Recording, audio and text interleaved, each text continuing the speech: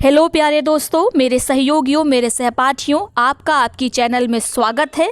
आपका 24 अगस्त को UPSC PT का एग्ज़ाम है, तो आप सबको उसके लिए ऑल द बेस्ट, बहुत बहुत शुभकामनाएं। पेपर बहुत अच्छा दीजिएगा, धैर्य रखिएगा, डरिएगा नहीं, ठीक है, क्योंकि पेपर का सिलेबस बहुत आसान था और आपने उसको पूरा कवर किया है, बहुत मेहनत किया है, तो कर्म का फल अवश्य मिलेगा। लेकिन फल की आपको चिंता नहीं करनी है, ठीक है। कर्म अगर आपने किया है तो फल तो आपको उसका मिलेगा ही, लेकिन अगर फल का सोचेंगे कि एग्ज़ाम कैसा होगा, बार बार ये सोचेंगे, तो कहीं ना कहीं आप अपने कॉन्फिडेंस को लूज़ करेंगे और उसका इम्पैक्ट आपके एग्ज़ाम पे पड़ेगा, ठीक है। देखिए, 100 प्रश्नों में से 2, 4, 6 प्रश्न ऐसे आते हैं जो काफ़ी कठिन होते हैं और वे सबके लिए कठिन होते हैं। तो उन 2, 4, 6 प्रश्नों को देखकर आपको परेशान नहीं होना है। और अगर आपको ये लगता है कि कोई प्रश्न है उसका उत्तर आपको याद नहीं आ रहा है जबकि आपने पढ़ा था, तो उसके लिए भी परेशान नहीं होना है, ठीक है। 2, 4 ऐसी सिली मिस्टेक एग्ज़ाम में सबकी होती हैं। कोई कहीं भी पहुंच जाए, कोई कितना भी बड़ा एग्ज़ाम दे, इस तरह की 2, 4 सिली मिस्टेक होती हैं। लेकिन कोशिश करना, अगर आप अपने पर थोड़ा सा कंट्रोल रखेंगे, संयमित होकर, ध्यान देकर, ठीक है, पेपर देंगे, घबराएंगे नहीं, तो आपसे इस तरह की मिस्टेक कम से कम होंगी। साथ में प्लीज़ समय का ध्यान रखिएगा। एग्ज़ाम हॉल में घड़ी लगी होगी, तो आप अपना पेपर सॉल्व करेंगे, गोले वगैरह समय पे भर लेंगे। कई स्टूडेंट क्या करते हैं, पेपर तो सॉल्व कर लेते हैं लेकिन लास्ट मोमेंट पर वो OMR भरते जिसमें 4-5 गोले, तो वो OMR में ऐसे ही गलत कर देते हैं। तो इस तरह की गलती आपको नहीं करना है। दूसरी बात, जो GS के सवाल हैं कोशिश करिएगा उन्हें पहले सॉल्व कर ले, हिंदी पहले सॉल्व कर ले, मैथ्स, रीजनिंग और जो डाटा इंटरप्रिटेशन वाले सवाल हैं उनको बाद में सॉल्व करेंगे। क्योंकि अगर उसमें से कोई एक सवाल फंस गया तो उसके लिए पहली बात परेशान नहीं होंगे, सबका फंसेगा, ठीक है, सब पूरे में पूरे सही नहीं कर पाएंगे, लेकिन अगर फंस गया तो उसको वहीं छोड़ देंगे, दूसरा प्रश्न करेंगे, ठीक। समझ आया आपको? तो घबराना नहीं है और ओवर कॉन्फिडेंट भी नहीं होना है कि मुझे तो सब आता है, मैं सब कर लूँगा या सब कर लूँगी। इससे भी प्रॉब्लम होती है। संयमित होकर आराम से पेपर देंगे। आपने बहुत मेहनत की है, बहुत अच्छे से पढ़ा है, तो बहुत अच्छा आपका पेपर जाएगा। आप फोड़ के आएंगे, मुझे पूरा भरोसा है। आप निश्चिंत रहिए, पेपर अच्छा होगा। अब बात करते हैं किन किन चीज़ों पर आपको ज़्यादा ध्यान देना है। आपको याद होगा कि आपको क्या करना है, एडमिट कार्ड ले जाना है। तो एडमिट कार्ड आप सब निकलवा चुके होंगे, पेपर परसों ही है और ज़्यादातर लोगों का पेपर तो आउट ऑफ स्टेशन है। तो एडमिट कार्ड निकलवाइए। एक ID कार्ड ले जाएंगे, इस ID कार्ड की फ़ोटोकॉपी भी ले जाएंगे, ठीक है। ID कार्ड में चाहे पैन कार्ड ले जाइए, आधार कार्ड ले जाइए, 2 अपनी फ़ोटो ले जानी है। अब फ़ोटो में कुछ लोग का सवाल ये रहता है कि फ़ोटो वही ले जानी है जो आपने फॉर्म में लगाई थी। तो अगर आपके पास वही फ़ोटो है तब तो बहुत बढ़िया, वही ले जाइए। अगर नहीं है वो फ़ोटो, तो जो भी आपकी अपनी पासपोर्ट साइज़ फ़ोटो है आप उसे ले जाइए। उसके पीछे अपना नाम लिख लीजिए और अपना क्या लिखना है उसमें, रोल नंबर वगैरह लिख लेंगे, ठीक है। ये 2 काम आपको करने हैं, फ़ोटो के पीछे आपको लिखना है। साथ में कोविड प्रोटोकॉल को फॉलो करेंगे। तो फॉलो कैसे करेंगे, मास्क और सैनिटाइज़र ले जाएंगे, ठीक है। उसमें एडमिट कार्ड में लिखा हुआ है दिशा निर्देश, एक बार पढ़ लेंगे अच्छे से। वैसे मैं सब मोटे मोटे तौर पर आपको बता दे रही हूँ। आधे घंटे पहले प्रवेश द्वार बंद हो जाएगा, तो समय से पहले पहुँचेंगे। क्लियर हो गया, ठीक है। और क्या करेंगे, OMR में अच्छे से इंस्ट्रक्शन आप पढ़ लेंगे, क्योंकि OMR में जो नाम लिखना है वो केवल हिंदी में लिखना है, सिग्नेचर करना है वो भी हिंदी में करना है।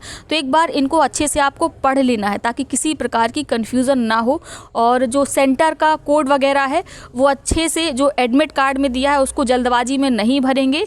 जो इंस्ट्रक्शन आपको वहाँ पे इन्सुलेटर होगा वो बताएगा, ठीक है, कक्ष में टीचर होते हैं ना, वो बताएंगे, उनको सुनकर अच्छे से आप अपनी डिटेल्स को फिल करेंगे। और प्लीज़ वाइटनर और वो जो ब्लेड वगैरह से करते हैं ना आप, सही, वो सब मत करिएगा, उससे एग्ज़ाम आपका कैंसिल हो सकता है। वैसे भी आप जानते हैं परीक्षाओं में धांधली वगैरह होती है, तो इस तरह से आप भी को भी माना जा सकता है कि आप सही मीन्स का प्रयोग नहीं कर रहे हैं, ठीक है, इलीगल मीन्स का प्रयोग कर रहे हैं। तो आप इस सब का प्रयोग बिल्कुल नहीं करेंगे। और तैयारी आपकी बहुत अच्छी है, बहुत अच्छी है, बिल्कुल घबराना नहीं है। आपने बहुत मेहनत की है, फल बहुत अच्छा मिलेगा। और कोशिश करेंगे, ये दिमाग में मत लेके जाइए अभी कि मुझे 60 करने हैं, मुझे 70 करने हैं, मुझे 80 करने हैं, मुझे 85 करने हैं, मुझे 95 करना है। ये बिल्कुल सोच के नहीं जाना है, ठीक है। इस तरह की किसी स्ट्रैटेजी को आपको नहीं अपनाना है। आप पेपर सॉल्व करेंगे। फर्स्ट आप क्या करेंगे, फर्स्ट रनिंग में पेपर करेंगे। फर्स्ट रनिंग से मेरा मतलब है एक बार पूरे पेपर को आप देख लेंगे, ठीक है। एक बार जिन जिन प्रश्नों का उत्तर आपको आ रहा होगा उसको आप अपनी OMR में फिल कर लेंगे। फिर दूसरा, जो जिन जिन में डाउट था उनको देखेंगे, तीसरी वो जिनको आप सॉल्व कर सकते हैं। 3 बार आपको कोशिश करेंगे पेपर की, आप रीडिंग करेंगे, 3 बार आप उसको सॉल्व करेंगे तो गलतियां होने का चांसेस कम होता है। OMR भी साथ में फिल होती रहती है। यानी आपने पहली रीडिंग की, आपको जो जो सवाल अच्छे से आते थे, जिनका 100% कन्फर्म उत्तर आपको पता था, आपने उसका गोला OMR में भर दिया, यानी एक रीडिंग हो गई। दूसरी रीडिंग करेंगे, फिर आपको जो हल्का हल्का डाउट था, जिनमें थोड़ा सा सोचना था, थोड़े से पेचीदे थे, जिनको सॉल्व करना था, आप उनको करेंगे। फिर तीसरी रीडिंग करेंगे आप, उसमें आपको जिनमें एलिमिनेशन मेथड लग सकता है उनका प्रयोग करेंगे। नेगेटिव मार्किंग भी है 1/4 की, यानी कि अगर 4 प्रश्न आप गलत करेंगे तो आपका एक सही प्रश्न का जो नंबर है वो कट जाएगा। तो नेगेटिव मार्किंग इतनी ज़्यादा बड़ी नहीं है, आप आराम से सवालों में रिस्क ले सकते हैं। कोशिश करेंगे कि एलिमिनेशन, जिन भी सवालों में आपको थोड़ा बहुत आता हो तो उनमें एलिमिनेशन मेथड का प्रयोग करके ज़रूर सॉल्व करिएगा, ठीक है, क्योंकि 1/4 ठीक रहता है, ज़्यादा दिक्कत नहीं क्रिएट करेगी ये नेगेटिव मार्किंग। समझ में आया आपको, ठीक है। लेकिन अगर बिल्कुल ब्लैंक है, आपको बिल्कुल उत्तर नहीं आता, तो आप उसको सॉल्व नहीं करेंगे, उसको जस का तस आप छोड़ देंगे, ठीक है। और कोशिश करेंगे, मतलब वैसे तो मैंने बताया कि आपको कोई टारगेट नहीं सेट करना है, लेकिन कोशिश करेंगे कि 75 प्लस या फिर 70 के ऊपर तो कम से कम आप क्वेश्चन सॉल्व करें। और जिनको बिल्कुल भी नहीं आता है, एक बात देखिए, जिसने मेहनत की है, जिनको आता है बढ़िया है, और जो थोड़ा सा फ्रेशर्स हैं, जिनकी तैयारी बहुत अच्छी नहीं हो पाई, या उनको मान लीजिए 30 या 35 या 40 या 45 ही उत्तर आ रहे थे, तो वो क्या करेंगे, वो मैक्सिमम क्वेश्चंस को टिक कर देंगे, ठीक है, जिनमें डाउट, इसलिए कि अब उनको तो पास वैसे ही नहीं होना है, हो सकता है उनका लक अच्छा रहे और उनका स्कोर खिंच के 60-60 पहुंच जाए। ये केवल उनके लिए जिनकी तैयारी नहीं है।